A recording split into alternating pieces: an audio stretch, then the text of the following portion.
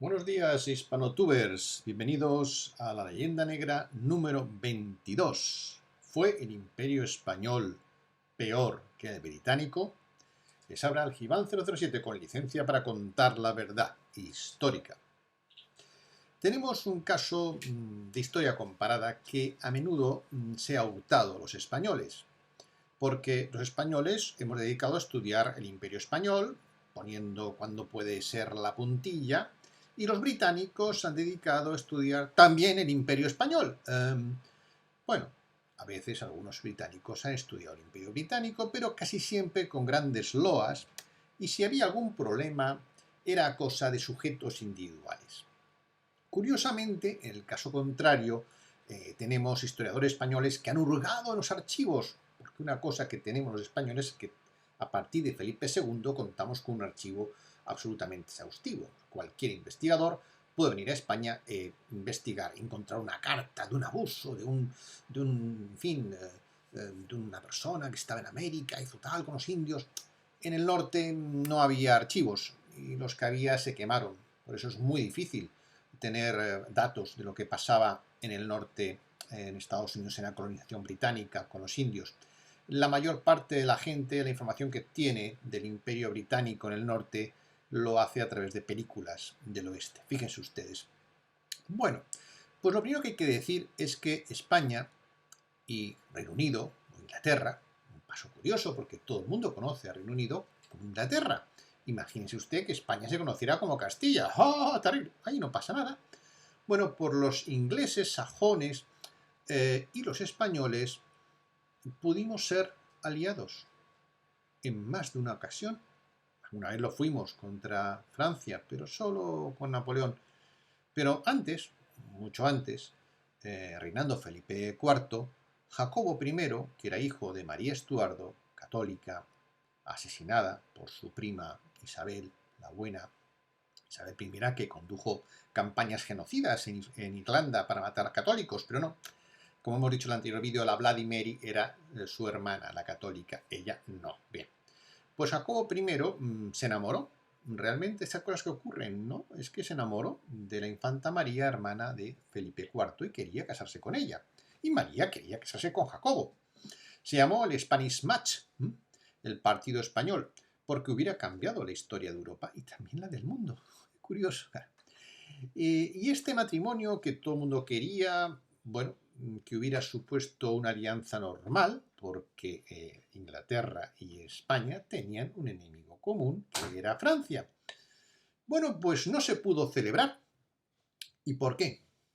Pues fíjense ustedes qué curioso. ¿Saben por qué no se celebró? Porque el conde duque Olivares, esto es la versión oficial, luego están los servicios secretos detrás de Richelieu, fastidiando todo, comprando gente, pero conde duque Olivares, que era un hombre así de honor y muy católico, puso una condición para aceptar el matrimonio, que era un cambio radical en nuestra estrategia, que en Inglaterra hubiera libertad religiosa. Es decir, que los ingleses toleraran a los católicos, es decir, que no los persiguieran y no los mataran. Esta fue la condición que puso el conde duque de Olivares para ese matrimonio. Jacobo I, que era su madre había sido católica, estaba dispuesto a firmar y aceptar esa condición. Pero la corte que le rodeaba se negó.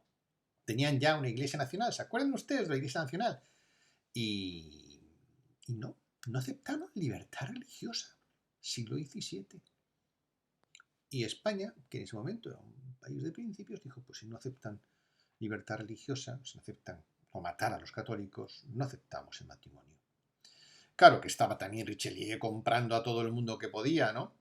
Hay que recordar también que cuando Inglaterra apoya a Portugal, más bien empuja a Portugal para separarse de España, Francia, Luis XIV, que estaba obsesionado contra España, a pesar de que estaba casado con españolas y hijo de españolas, había una tradición entre Borbones y bueno, pues se casaban los franceses con las hijas de los reyes españoles. Bueno, a pesar de todo, las trataban muy mal, ¿no? Bueno, el rey francés apoyó a Carlos II, le dio una dote, incluso una pensión de 200.000 ducados al año, y le apoyó en su guerra contra España para que invadiera Portugal, porque a él le interesaba apoderarse, digamos, del dominio del catolicismo como única potencia católica. Luego él también compró a los catalanes para que le pagaran dinero para protegerles del Felipe IV, un lío tremendo, y por unos 11 años los catalanes pasaron a depender del rey francés. Bueno, ese es el momento en el que España pudo ser aliada. Otro momento fue con Napoleón. Sí, ahí vinieron a ayudarnos. ¡Ah, gran ayuda! ¿Saben lo que hicieron? Hombre, sí nos ayudaron. Nos ayudaron, hay que decir que algo nos ayudaron. Pero hay un detalle que la gente pasa por alto. Cuando ya Napoleón había sido expulsado, fundamentalmente por las guerrillas españolas, Napoleón dijo esto, ¿no? No es que perdiera contra Inglaterra, sino con las guerrillas, que fueron lo fundamental. Bueno, cuando ya había sido expulsado el invasor francés de España, ¿saben lo que hicieron los ingleses? En octubre ya de 1812, pues quemaron la Real Fábrica del Retiro. ¡La quemaron! ¡La quemaron! ¿Y por qué? Porque competía con las suyas. Esto viene a explicar un poco qué es lo más importante para un inglés. El comercio y el dinero. El resto, bueno, puede ser amigos, sí, pero el comercio y el dinero. Hay 4 grandes aportaciones del Imperio Británico a la humanidad. Hay que reconocerlo, cómo no. Una es que inventan la piratería internacional. Los corsarios es una especie de terrorismo, la guerra híbrida. Entonces no nos podían combatir de igual a igual, porque les vencimos siempre, tanto en la tierra como en la armada. Las únicas derrotas que hemos tenido es cuando nuestros barcos eran muy inferiores en número a los británicos y por las tormentas. Nunca de igual a igual en el mar hemos perdido contra Gran Bretaña. E incluso cuando lo hicimos en Trafalgar fue por culpa del francés. Y otra cosa que contará de Nelson, porque, en fin, todos son mitos. Uno es la piratería internacional, gran aportación del Imperio Británico, sin duda, a la historia de la humanidad. En segundo lugar, el narcotráfico. El narcotráfico internacional surge de las guerras de opio.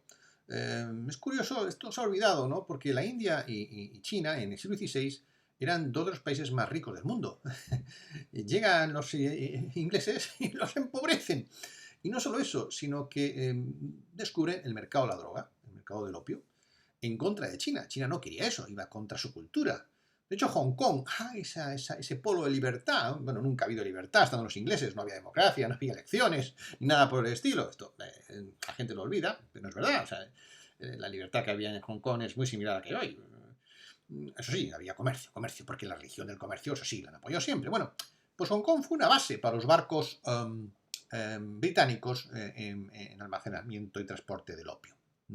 Inglaterra tiene no solo al haber inaugurado el mercado del narcotráfico internacional, sino haber utilizado esas drogas contra la población china, para dominarles. Claro que sus primos utilizaban el alcohol y las mantas con viruelas para cargarse a los indios en el norte. Con lo cual, bueno, estamos más o menos en el mismo, esto sí, los protocolos, ¿no? Civilizados. La tercera gran aportación del Imperio Británico a la humanidad es el mercado de esclavos. El mercado de esclavos. No es que esclavos no hubieran existido antes, los griegos tenían esclavos, la esclavitud es algo que ha acompañado a la humanidad desgraciadamente hasta hace poco. Pero quien más partido económico y quien más ha abusado del comercio de esclavos ha sido sin duda Inglaterra. Para hacerles una idea, de Liverpool solían salir al año 33 barcos al año para el mercado de esclavos. En poco más de un siglo llevaron solo a América del Norte, más de 3,5 millones de esclavos negros. Era un negocio floreciente. Más del tercio de todo el negocio de esclavos del mundo pasaba por barcos británicos. Lo cual, una gran aportación, sin duda, que aunque luego pues, su moral inglesa decía, no si nosotros, una cosa rara, han aportado algo importante. El cuarto elemento que han aportado a la humanidad ha sido las mayores campañas de genocidio. Claro, como todo se ha sido contra España, pues nadie habla de los genocidios británicos, pero los mayores genocidios de la humanidad se han hecho por británicos o por sus primos hermanos. Bueno, damos algún dato, ¿no? Por ejemplo, ya no solo que no quedan indios al norte del Río Grande, esto ya lo hemos dicho, y pueden pasarse por ahí. En Australia, cuando llegó Cook era un antiguo pirata también, y pobló aquello de presidiarios. Esto lo critica. Bueno, había unos 800.000 aborígenes. 800.000 aborígenes cuando llega Cook. Siglo XVIII, 1700 y pico. Los considera directamente no humanos. No estas diatribas que teníamos nosotros sobre la legitimidad de la conquista, sobre los derechos de los indios. No, ahí no había ninguna. No humanos, punto. A principios del siglo XX, de 800.000, en el siglo XVIII, menos de 2 siglos después, quedaban 30.000. Genocidio de origen. ¿Leyenda negra? Sí, hombre, algo se oye, pero siempre muy matizado, porque los australianos son maravillosos, ¿no? Claro, echaron a todos, los mataron. En Tasmania, al 100%, no dejaron ni uno. En Bengala, por ejemplo, 10 millones murieron de hambre por unas políticas absolutamente nefastas del gobierno británico. 10 millones murieron de hambre. Utilizaban ametralladoras de repetición contra indígenas, no solo ahí, sino también en África, desarmados o con lanzas. Los negros iban con lanzas y ellos con ametralladoras Maxim. Mataban a miles. Bueno, tan es así que a principios del siglo XX, a finales del siglo XX, hubo una conferencia en África donde se reunieron los pueblos africanos y pidieron indemnización. Fíjense ustedes que ahora está de moda esto con el tema del virus chino, si hay que pedir indemnización a China, ¿no? Porque sea culpable de algún descuido. Por allí directamente contaron los muertos el robo que había habido de oro y tal. O sea, siempre los españoles, ¿no? En África se esquilmaron, que empobrecieron a todos los territorios. Y a Gran Bretaña, que era la potencia con mayor presencia en África, le correspondía 150.000 millones de libras de entonces, hablamos de finales del siglo XX. Evidentemente aquello no prosperó, porque son muy legales, muy civilizados y muy legales y cumplen sus promesas. Hablando de cumplir sus promesas, hemos dicho que la batalla cuando perdemos contra nuestro potencial naval con Inglaterra es en Trafalgar, a la que dedicamos calles y plazas. Bueno, quien encabezaba esa flota por el lado británico era Nelson. Pues queridos amigos, Nelson fue derrotado años antes en Gran Bretaña, en Gran Canaria. Iba a invadir las Canarias. ¿Saben qué? Invadir siempre todo lo que teníamos, ¿no? Iba a invadir las Canarias, el comandante general lo derrotó, lo apresó y, bueno, según las leyes de la época, tenía que ser condenado a muerte. Sin embargo, el comandante general de Canarias, de aquella época, final del siglo XVIII, le perdonó la vida a Nelson con una sola condición: que nunca más se enfrentara a España. Nunca más. Bueno, pues ese sujeto ensalzado en Gran Bretaña como un héroe, los que tienen pocos, tienen que aprovechar los que tienen, ¿verdad? A poco tiempo, como digo, encabezó la Armada Británica contra España y Francia. Murió en la batalla, quizás el karma le persiguió por haber falsificado su promesa, pero otro mito se cae. No es verdad que los británicos sean caballerosos y respondan a su palabra. De hecho, durante todo el siglo XVI, el protocolo, las buenas maneras, etcétera, eran de la corte española. Los embajadores españoles que mandaba Felipe II estaban estupendamente vestidos, eran caballerosos, guardaban las formas. Isabel I eructaba en público, era una ordinaria. Eso era la corte británica, sajona. Bueno, otro día hablaremos de la posibilidad de que Gran Bretaña hubiera sido dominada por Dinamarca, porque Dinamarca, señores, estuvo 250 años en Gran Bretaña. Pero allí no es como aquí, que los árabes, ahí sí hubo reconquista, los sajones, había antes Inglaterra, de Daneland, los vikingos, ¿no? Estuvieron 250 años dominando aquello y pudieron quedarse. Y ahí sí hubo reconquista. Aquí no. Bueno, son cosas de la doble vara de medir, ¿verdad? Pero, como digo, la fama que... Bueno, Gran Bretaña tiene dos cosas muy buenas, ¿no? Una, que es capaz de fabricar una campaña de desprestigio enorme del Imperio Español y al cambio crear una campaña de prestigio enorme de su propio imperio. Ocultando todas estas cosas que estoy contando, que habría muchas más que contar. Y eso, como digo, que realmente el enemigo principal de Gran Bretaña siempre ha sido Francia. Pero, por H o por B, la tomaron con nosotros. Claro, también quizás porque España era un puente con África. Y hay Gibraltar. Otro día hablemos de Gibraltar. Pero Gibraltar y Menorca, los caballerosos británicos, la tomaron sin haber declarado la guerra previamente a España. Es decir, ilegalmente. Ilegalmente. Hablaremos un día del Tratado de Utrecht porque es muy interesante.